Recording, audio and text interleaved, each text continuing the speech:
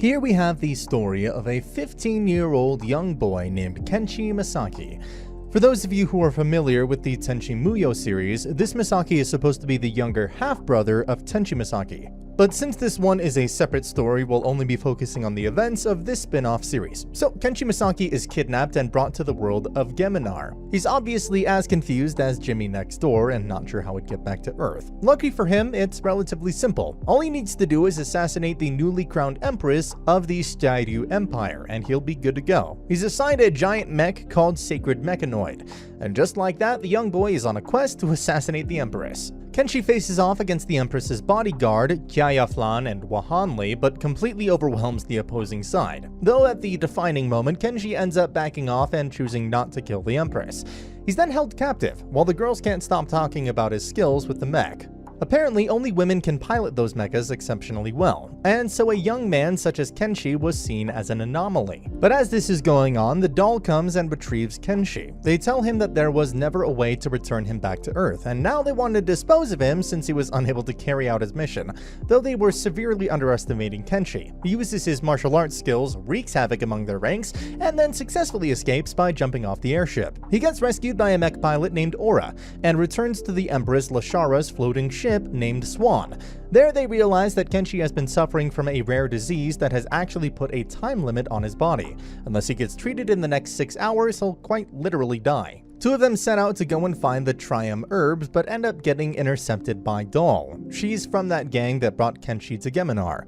Doll proved to be a hassle, but they successfully find the herb, cure Kenshi, and then the airship makes its way to the Holy Land.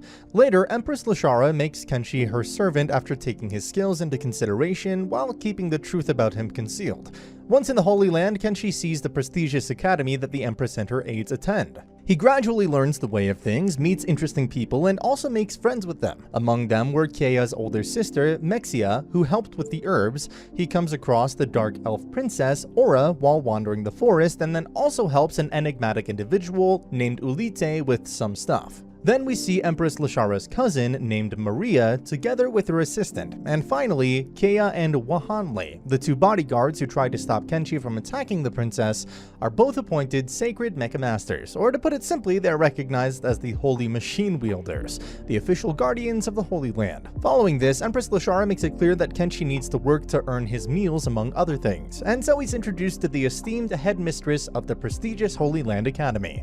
She assigns him all sorts of different tasks that he needs to take care of, and just like that, Kenshi has his hands full right on the first day. However, this was hardly a challenge for Masaki Kenshi.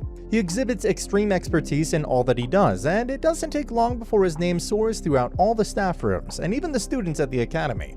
The Empress, on the other hand, witnesses herself just how much money Kenshi has earned in such a short amount of time, and of course, he's made to continue working. While he is working, Kenshi has to introduce himself to all sorts of individuals. Among them, there is also Lithia, the student council president. It must be nice to be surrounded by all these beautiful girls. Am I right? Or am I right? Well, the full scope of this privilege is seen later when Mexia uses hypnotism on Kenshi and turns him into an efficient massaging machine. Kenshi then goes on to give massages to Keia, Aura, Lithia, Wahanli, Yukine, and a few more girls. However, the aftermath of these erotic massages doesn't end here. Later, when Mexia tries to make Kenshi run away with her, all the other girls launch a full-scale assault on him. The academy suffers some major damages, and they're all reprimanded once again. Poor Kenshi, having to put up with all these dangerous girls. Still, he continues to serve as the Empress's servant, all the while keeping up with not just work, but also the academics. Together, they also repair the damages they had previously done to the academy because of the after-massager withdrawals. The Empress and her cousin, Maria, also want to help, but their insane hopelessness when it comes to physical labor makes them a liability instead of an asset. Later, Maria realizes that her servant Yukine appears to be quite fond of Kenshi, and so she tries to see if she can set them up. Unfortunately, Kenshi already had too many girls who keep chasing him all day and every day. Eventually, this hustle slows down and Kenshi gets the time to share some bits and pieces of his past with Lechera and Kaya. During their conversation, Keiya ends up breaking the string on his present by accident. In order to make amends, she repairs it with a hand-woven cord made of a red string, but gets irrationally flustered and tries to take it back when she realizes how a red string symbolizes love. Another day, once again, Kenshi finds himself getting chased by all these refined beauties. Their numbers have risen now that he also has become part of the student council.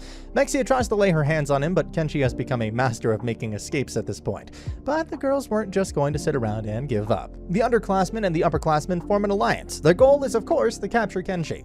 And how do they do that? By using the power of working together and great numbers.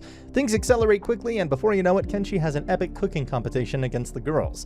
It's about cooking a hot pot dish after gathering ingredients from the forest. Kenshi had better give it his all because what's on the line is his freedom. From there on out, it's just Kenshi flexing his skills until he comes face to face with Aura. She was the only one who was able to find actual edible ingredients. Still, Kenshi ends up winning regardless because of his secret ingredients. And when those secret ingredients are revealed, everyone is shocked except Aura. Well, to be fair, it wasn't anything corny, just some dried powder bugs which he used to make his soup taste better.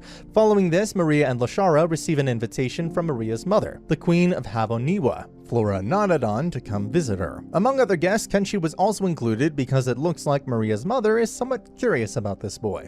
Together, they're all on their way to the resort. He helps a couple of classmates elope, and they finally enter the Queen's territory.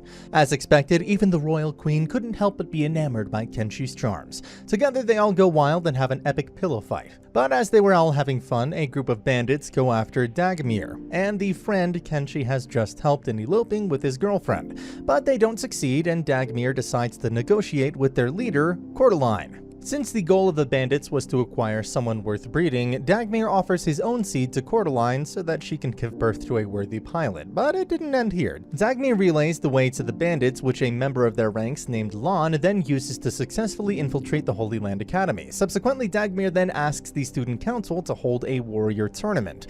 Of course, everyone naturally thinks Kenshi will win because he's the main character, and so the female students and staff, all of them bet on Kenshi to win the race. Just like that, the race begins, and once again, it ultimately comes down to a showdown between Aura and Kenshi. And then, as everyone continues to cheer them on, Kenshi overcomes Aura and wins the race. But the man couldn't stop and continued to run all throughout the Holy Land Academy. But it wasn't anything serious, just Keiya making casual threats.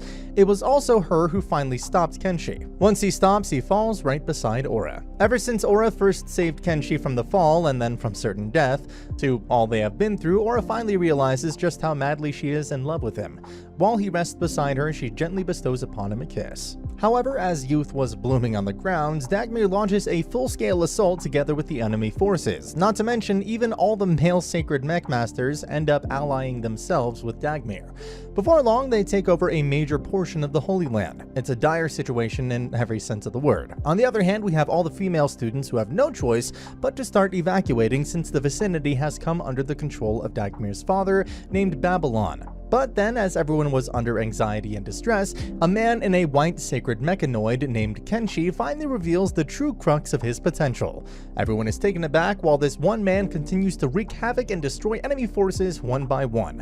When he comes face to face with a black sacred mechanoid, everyone learns something quite shocking. The one controlling that black mech is none other than Keiya's older sister, Mexia. She's also the doll who also interfered when Kenshi was captured. Well, in actuality, she's just being controlled by Dagmir's father. Though regardless of the circumstances, the two of them fight. It's an intensely high-level duel where neither side seems to overpower the other. It's a draw. However, Babylon takes possession of the shield of Gaia and completely takes over the Holy Land. Kenshi and the others retreat but couldn't stop thinking about Mexia. The church and everyone else start contemplating how to take the Holy Land back from Babylon. While Lashara is conflicted, she had hidden Kenshi's true skills, but now that they have come to light, he has no reason to just continue being her servant. Other nations might also try to scout him. Keiya comes face to face with Dagmir and questions him about his betrayal. He gaslights Keiya and even tries to make her kill Kenshi, but of course she couldn't do it. She simply tells Dagmir as it is, she won't follow him. This gets her in danger, but thankfully the Empress's airship Swan enters the scene and tries to rescue Keiya from them. Kenshi wreaks havoc once again and defeats pretty much all of Dagmir's guards. He rescues Kaya, but that's when the doll once again enters the chat.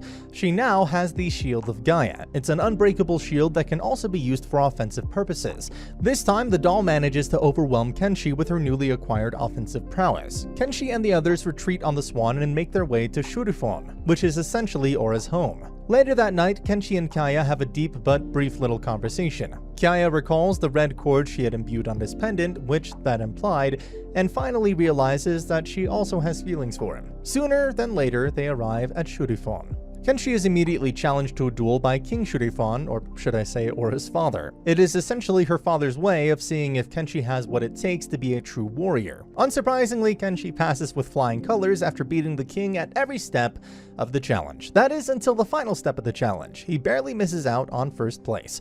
But when the king realizes how the reason he lost his shot at first place was because he was gathering rare mushrooms for the elves amidst the challenge, the king simply laughs and admits defeat. Not only that, but he also offers his daughter, Aura, to him as his bride. Meanwhile, Dagmir and Doll decide to attack Shurifon's castle. Though since everyone was focused on the competition between Kenshi and the king, nobody is harmed by the attack. The king then faces off against Dagmir, but the overwhelming force exhibited by the doll and the Shield of Gaia was too much for even the king. Fortunately, Kenshi jumps in at the last moment and saves the king. Babalune, on the other hand, was using transporters in each country's churches to launch sneak attacks from within. Kenshi and Kaya look around the area together when they rescue an escape pod from a church. Everyone then makes their way to Heoniwa, the kingdom ruled by Maria's mother. Though once there, they find the capital city destroyed. This time, it's Coeur d'Alene's bandits. They take control over the capital and even got their hands on a gigantic defensive weapon called Meteor Fall.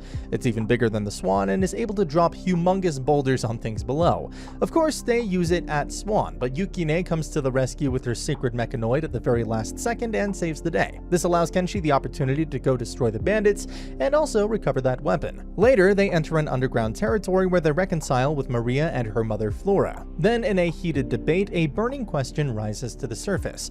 Who does Kenshi belong to? Well, who is it? Kenshi is unsure at first, but after some consultation, he realizes that, of course, he belongs to Lashara. She did earnestly request him to stay by her side, though. So he assures her that whatever happens, he will always protect her. Though following this, Kenshi does something unexpected. He actually buys the Swan from the Empress and proceeds to make this airship an independent state, where anyone and everyone can take refuge. Now, remember the friend Kenshi helped elope with his girlfriend? I'm talking about Ceres, who also was the target of the bandits. Well, as everyone is traveling on the Swan, they find Ceres in danger. He's being attacked by sacred mech masters. Kenshi quickly rushes to his aid, but ends up falling into a trap together with Ceres. They're inside a reactor which is about to explode. This makes Kenshi genuinely angry. Half of his sacred mechanoid starts turning black as he casually compresses the reactor and throws it away. He then attacks their hideout while Ceres, Kaya, and Aura go to rescue Ceres' girlfriend, Hazuki. Kenshi's anger becomes his driving force, and he utterly destroys all of the sacred mechanoids. When one of the enemy mechanoids is disabled, he throws them off the cliff right to their death. He did injure himself a little, but the consequences of his assault gave Dagmir PTSD. Anyway, Ceres and his girlfriend join the Swan as refugees, and everyone then takes off to go meet Nawa Flan, or should I say Kaya's father. He's a prominent member of the Barrier Workshop, who then goes on to shed light on some sacred mechanoid history. He talks about Sacred Mech Master, Sacred Mecha Lord, and even about Doll, who is of course his own daughter, Mexia. The man also mentions a forgotten warrior. It was something about Kenshi, but he couldn't say it in front of them. However, later, when Doll and the bandits also make a visit, everyone retreats back to Swan and makes their escape. Though amidst the situation, the doll learns of what her father was unable to say about Kenshi. Meanwhile, our guys go to Yukine's village and add more sources of power to their ranks.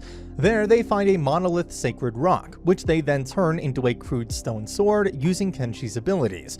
Once the sword is ready, Kenshi is easily able to take out the enemy faction under Lan in nothing but a single swing. He's then reunited with the student council president, Lithia, as well as other members of the Holy Land Academy. Naturally, they all want his attention, but the man couldn't take it anymore and ends up collapsing because of all the pent-up fatigue. And now that he was asleep, everyone sort of reminisces how Kenshi has been helping them despite not being a part of their battle. King Shufudon and Queen Flora enter the chat and reveal that Aura and Maria will be engaged to Kenshi. Going back to Kenshi, Mexia sneakily pays him a visit and drops some shocking bits of revelation. He's actually the product of an artificial being. Doll can't attack or subdue him because it's the nature of the three artificial beings to not kill each other. They are programmed to be together. However, she was still being controlled by Babaloon. She places some object that projects Babaloon before them, and just like he did with Mexia, he tries to take control of Kenshi. Little did he know, Kenshi is just an offspring. His mother, Ryo Oki, has only lent him her pendant. Still, Babaloon's takeover appears to be working. That is, until his Masaki blood, his mother's crystal that was in the pendant, and of course his own willpower completely throw off any and all attempts at trying to control him. Seeing how their plan to take over Kenshi had failed, Mexia then proceeds to make a move on the Swan. She takes out the anti-gravity controls that were set to hold the monolith sword. It was a disaster. Even though the monolith stone had been compressed so much, it still weighed the same. The Swan was going to get absolutely wrecked. Kenshi gets into his mech by using his own strength. He withstands the weight until the anti-gravity bands have been restored. Following this, it's the final confrontation against Babaloon. All the various nations ally themselves for the sole purpose of taking him down before he revives the sacred Mecha Lord Gaia.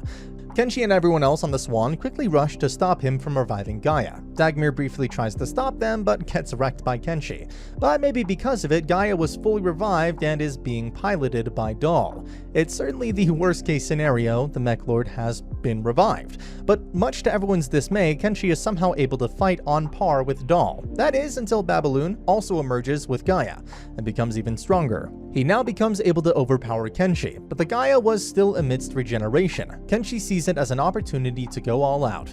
The battle heats up, and while exchanging these heavy blows, Kenshi somehow manages to overhear Mexia's plea for help. This causes Kenshi to finally lose it and go berserk. He conjures a light hawk sword and decimates the core of Gaia, hence in turn saving Mexia from Babaloon's grasp.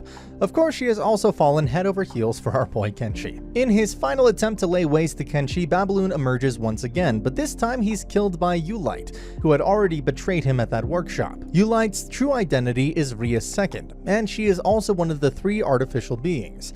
And then, in the aftermath of this battle, all the girls scream. They want his affection. We're talking about Lashara, Maria, Yukina, Mexia, Kaya, Wahan, and Aura. But not just them, there's also the student council president, Lithia, among all the other girls in the academy, who also seek marriage rights to Kenshi. It's a disaster, but in a good way. In the end, it's decided that whoever catches Kenshi first gets to be with him. A bizarre conclusion to a bizarre story. As always, if you liked what you saw, subscribe to the channel. I'll be uploading a lot of videos just like this, so I'll see you at the next one.